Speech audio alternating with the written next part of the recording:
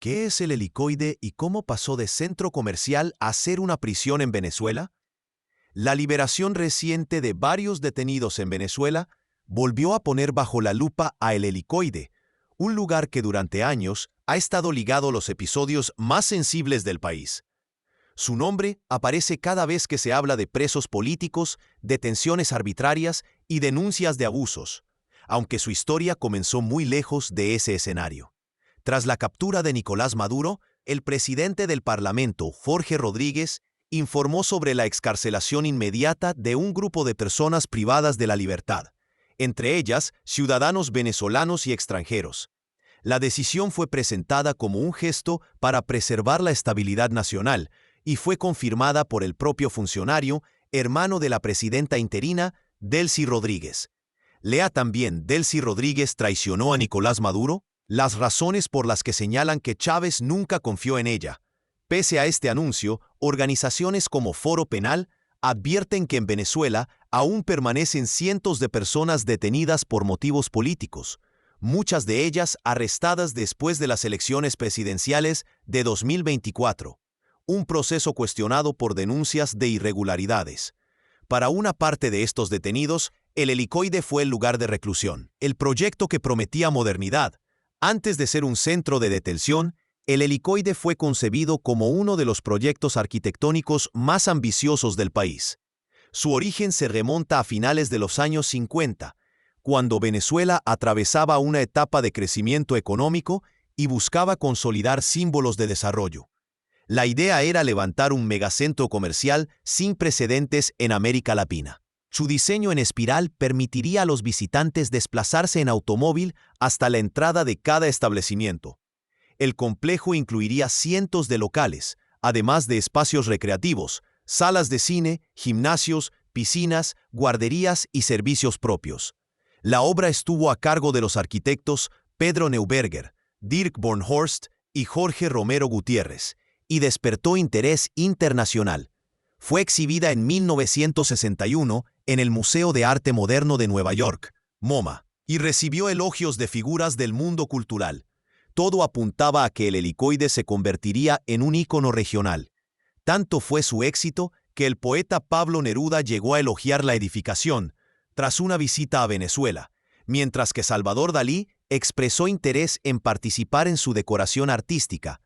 La obra estuvo a cargo de los arquitectos Pedro Neuberger, Dirk Bornhorst y Jorge Romero Gutiérrez. Crédito: AFP. Lea también: Delcy Rodríguez está vinculada directamente con las torturas, exdiputado venezolano.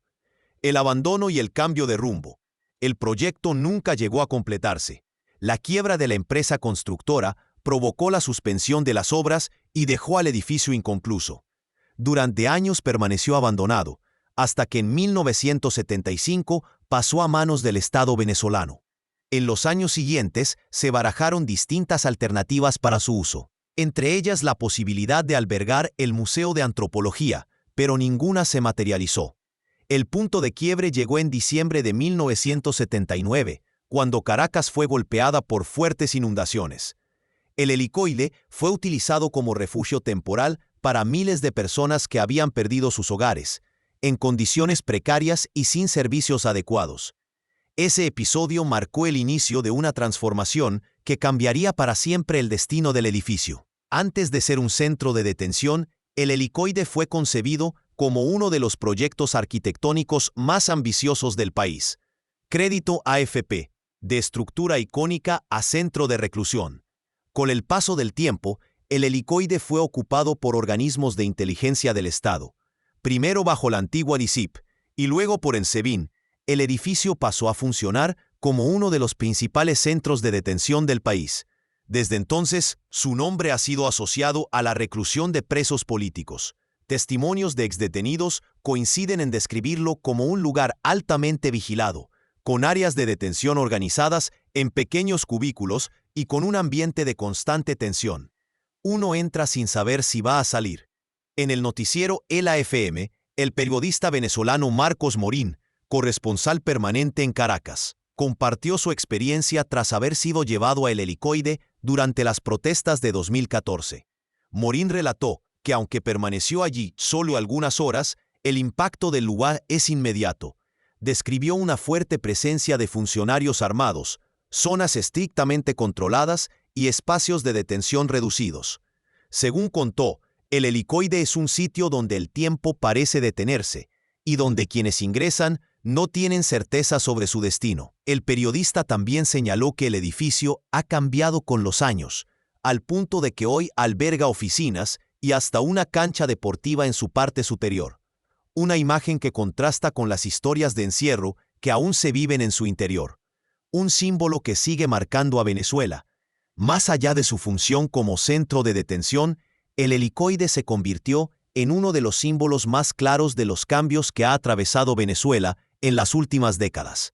Lo que fue concebido como una apuesta por la modernidad y la apertura, terminó transformándose en un espacio marcado por el control, la vigilancia y el encierro, en tiempos de Hugo Chávez y Nicolás Maduro. Su historia resume muchos de los contrastes del país, del entusiasmo arquitectónico y la proyección internacional al abandono, los usos improvisados y finalmente la reclusión. Cada etapa fue dejando una huella distinta en una estructura que pasó de representar progreso a generar temor. Hoy, el helicoide está inevitablemente asociado a las vivencias de quienes fueron llevados allí en condición de detenidos. Para muchos presos políticos y sus familias, no es solo un edificio en Caracas, sino el punto donde comenzó una espera cargada de incertidumbre, silencios y angustia.